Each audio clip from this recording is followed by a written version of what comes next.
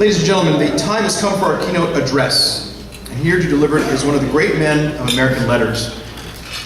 Norman Podhoretz is editor-at-large of Commentary Magazine, where he served as its editor-in-chief from 1960 to 1995. He's written hundreds of articles for most major American periodicals and lectured at many universities on foreign policy, American culture, and Jewish affairs. Early in his career, he was a Fulbright scholar and earned his bachelor's and master's degrees from Cambridge University. In 2004, Norman Podhoretz received the Presidential Medal of Freedom, America's highest civilian honor. And as the author of 10 books, Norman Podhoretz has scored tonight's bronze medal for book writing. Only tonight in this room, 12, oh forgive me, 12 books.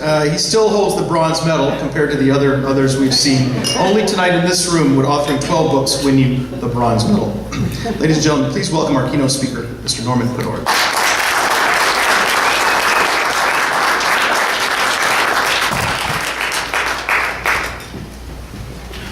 Thank you, Leroy.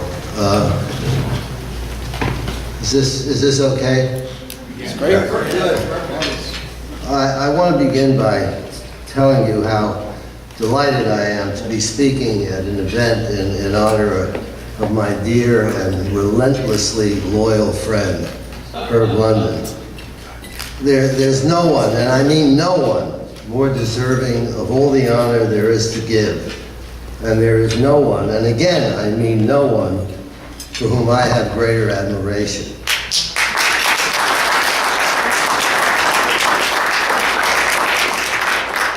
You've heard all about his extraordinary career. I mean, going from being a basketball and rock star to becoming one of our most distinguished public intellectuals, educator, political candidate, author of 1,000 books, and a man who has enriched the culture of this country and the lives of everyone who has come into personal contact with him. And so again, I say I'm so delighted to be speaking at a dinner in his honor. It's also lucky for me that Herb is also very kind and generous and gracious, because that makes me confident that he'll forgive me for the talk I'm about to give, which says things that he's heard me say about 1,000 times. The title of this talk is The War That Dare Not Speak Its Name. Just the other day, when asked what we were doing in Libya, President Obama's Deputy National Security Advisor was so desperate to avoid the word war that he resorted to a term hardly anyone could remember ever having heard before. It was, he said, a kinetic military operation. Similarly, early on in the Obama administration, the new president ordered that what had been known in the Bush administration inelegantly as the global war on terror should henceforth be called by another term that hardly anyone, if indeed anyone at all, had ever heard before: overseas contingency operations. Now, as for domestic contingency operations, like the murder in the name of Allah of 13 of his fellow soldiers by a Muslim officer that had previously been designated as terrorism, such acts were now to be considered and treated as the disturbed acts of disgruntled individuals with no more connection to the overseas contingency operations than, say, the Columbine High School massacre. The mayor of New York, plumbing the depth of absurdity to which this attitude could lead, speculated that the failed attempt by a Pakistani-born Muslim to set off a bomb in Times Square had been motivated by opposition to Obama's health care plan. He really did. Now, just as the words war and terrorism were banished from the Obama lexicon, so too was the name of the enemy against whom we have been waging those mysterious kinetic military operations in those overseas contingencies we used to call Iraq and Afghanistan.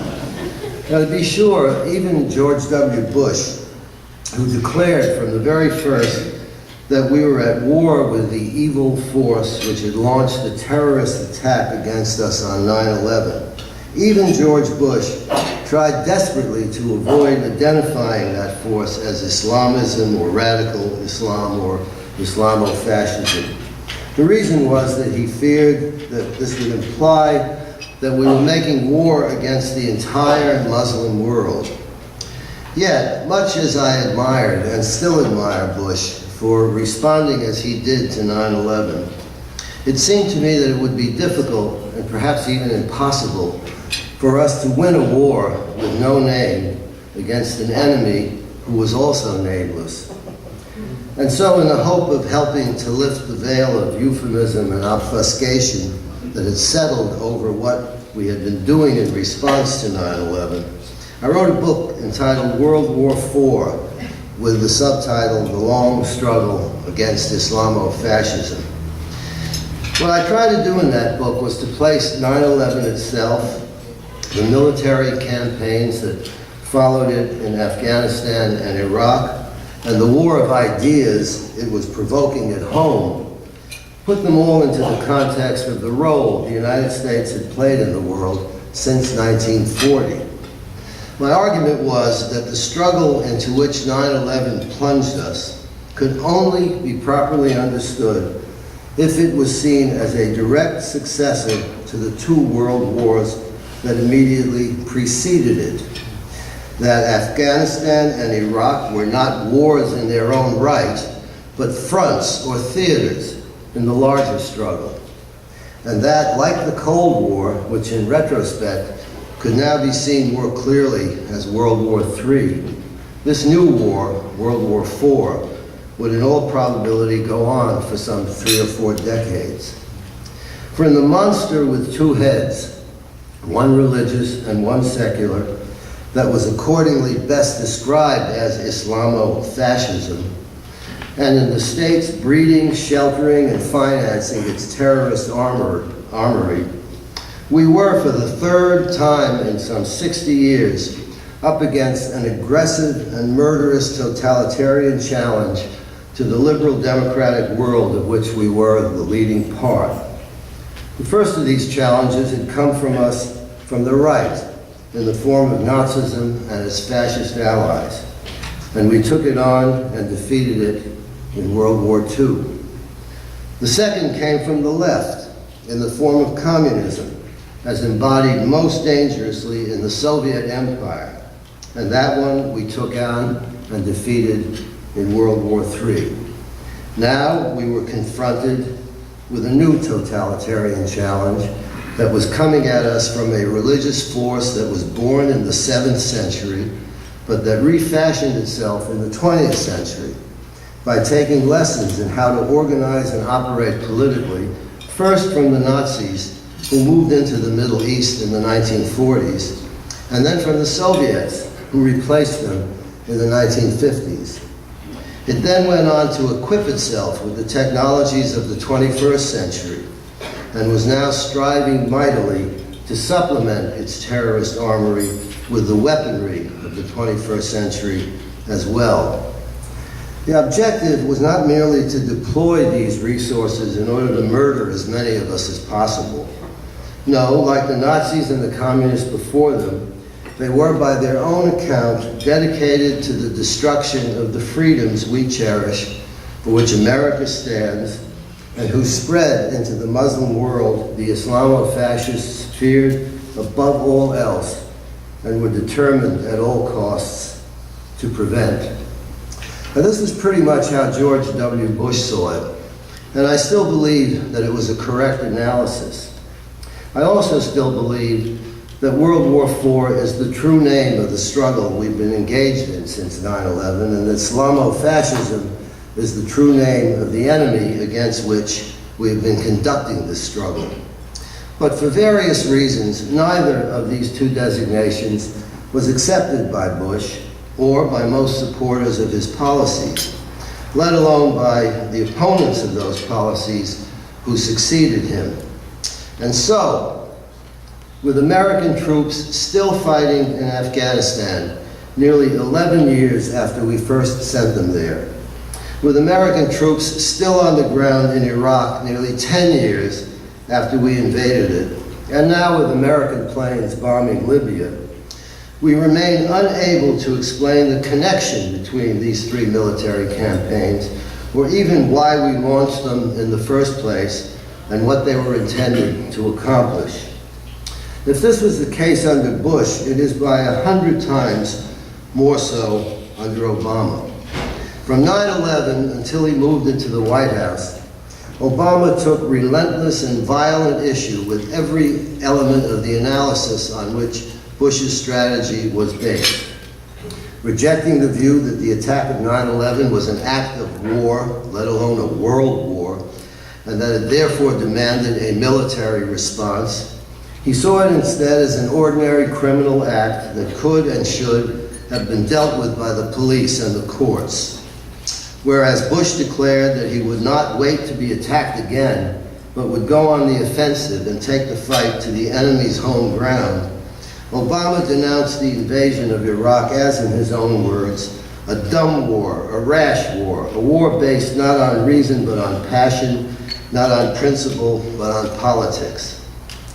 Whereas Bush declared that his purpose in toppling Saddam Hussein was, in his words, to drain the swamps in which terrorism bred, and therefore, as he himself put it, to foster, quote, the spread of democracy in the Middle East, Obama contemptuously dismissed it as a cynical attempt by political hacks like Karl Rove to distract us from a rise in the uninsured, a rise in the poverty rate, a drop in the median income, and corporate scandals. That's what we were fighting for, to distract us from all these holy causes. Now, no wonder then that in running for president, Obama pledged that he would get us out of Afghanistan and Iraq within a year, if not sooner. Yet, instead of bringing our troops home from Afghanistan, he sent 30,000 more of them to carry on the fight against the Taliban.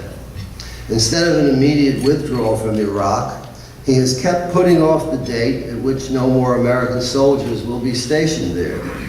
And instead of sticking to his determination to substitute the so-called soft power of diplomacy for any further military action in the Middle East, he has, to everyone's amazement, probably including his own, opened up a third front in Libya. Now, something similar happened in 1952 that casts light on what is happening today.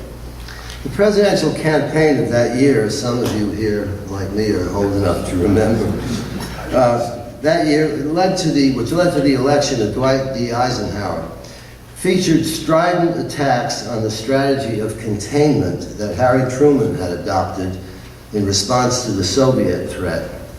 Eisenhower's running mate, Richard Nixon, mocked the Democratic candidate, Adlai Stevenson, who promised to continue on the course Truman had set as a graduate of, quote, the cowardly College of Communist Containment, presided over by Truman's Secretary of State, Dean Acheson, while Eisenhower's future Secretary of State, John Foster Dulles, repeatedly called for ditching containment in favor of a more aggressive policy of rollback and liberation.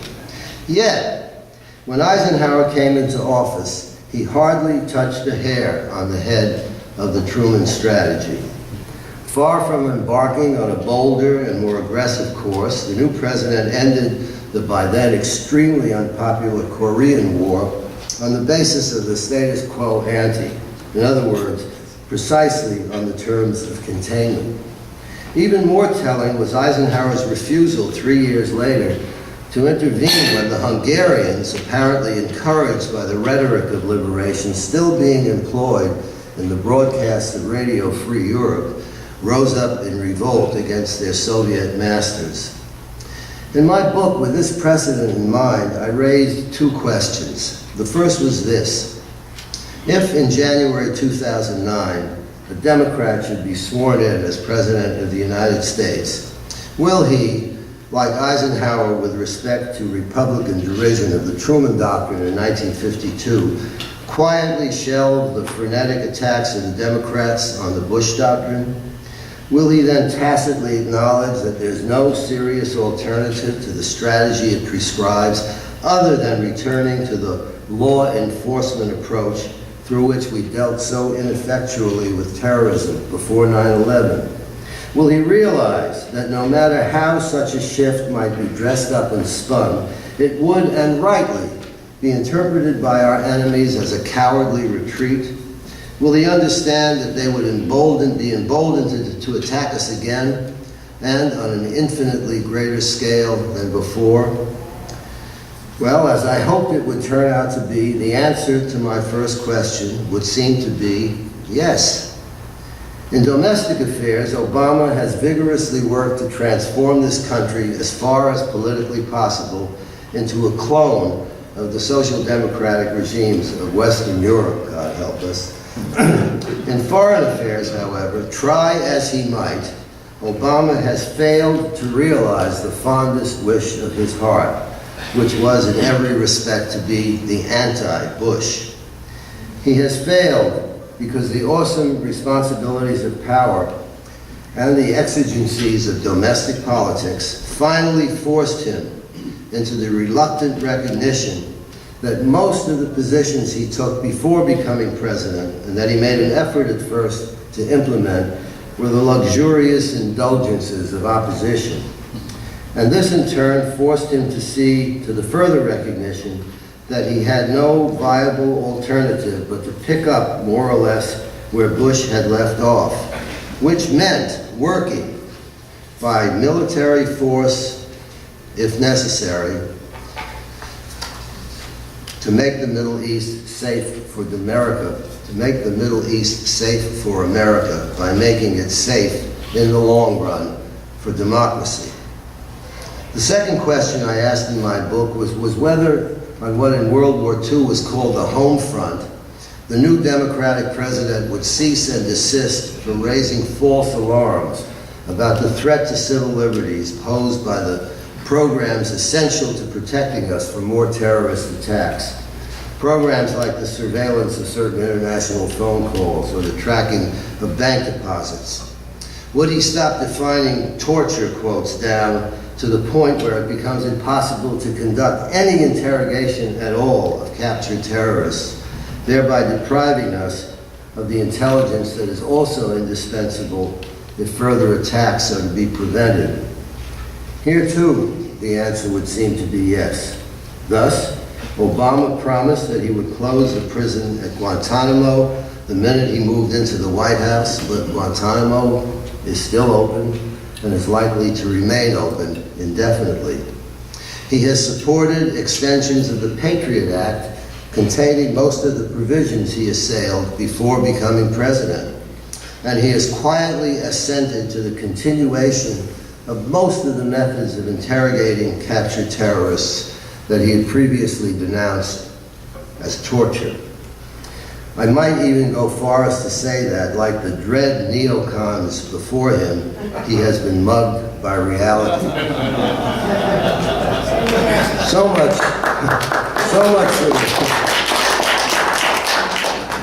for the good news. But of course, there is also bad news. And it stems from the fact that Obama has never admitted, possibly not even to himself, that he has been following in Bush's footsteps almost everywhere in the Middle East, except Israel, which is another story. The consequence of this refusal has been an unwillingness or an inability to do what he is doing wholeheartedly. Consider, for example, his decision to send additional troops to Afghanistan, just as Bush would undoubtedly have done.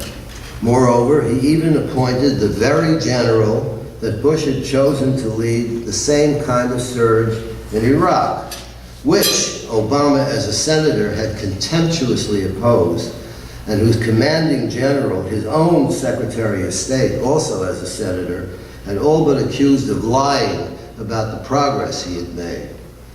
Yet, instead of drawing on his world-famous oratorical powers to defend these decisions as the road to victory, Obama virtually apologized for and undercut them by simultaneously assuring both the American people and the happy Taliban that no matter what, he would pull out the new troops in a mere 18 months. Other examples abound.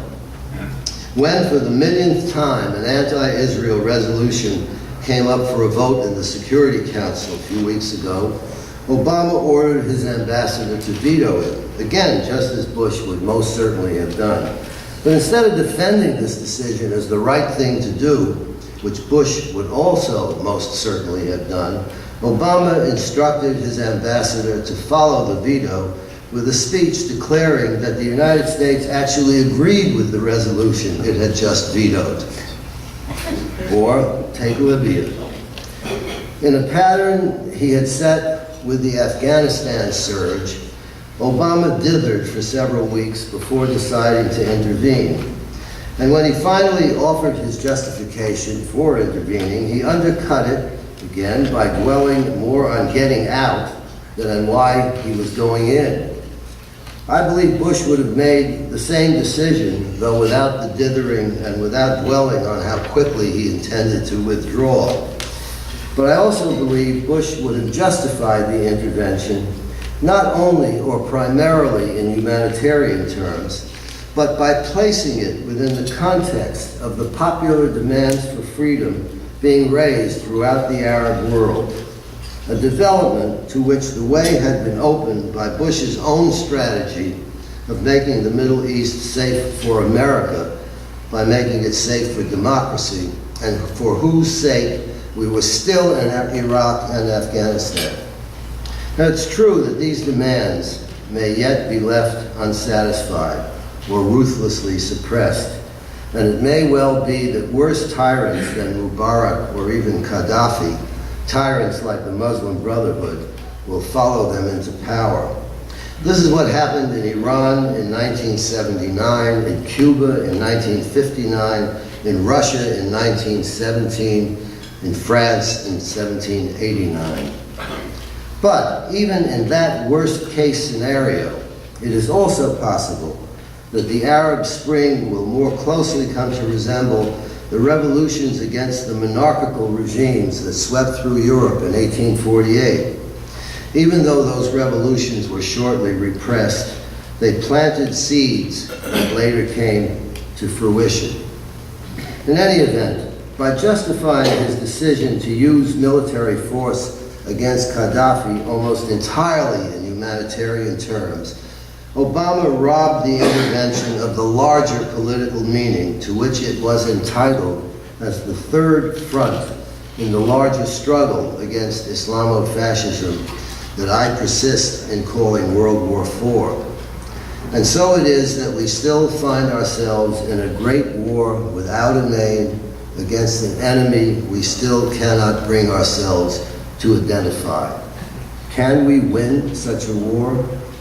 I pray that we can, but our prospects would be much brighter if we had a president with, shall we say, the audacity to drag this war out of the closet, which is why I pray even more fervently that in 2012 we will elect such a president who will not shy away from telling us what we are fighting for, who and what we are fighting against, and why we absolutely have to win. Thanks.